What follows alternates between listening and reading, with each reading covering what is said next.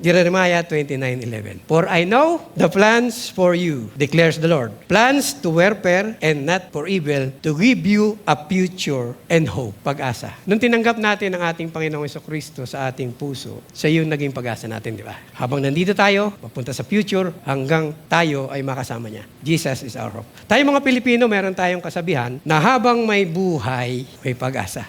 Kaya lang, ngayon baliktarin natin. Dahil sabi ng Bible, habang may pag-asa, may buhay. Sabi ng Bible, si Jesus ay pumunta rito, not just give us life, but life to the fullest. Ibig sabihin po noon, gusto ng Diyos na i-enjoy mo every single day of your life habang siya ay iyong karelasyon. Bakit niya gustong i-enjoy mo yon? Because ayaw ng Lord na ma-stress ka. Gusto ni Lord, enjoy lang.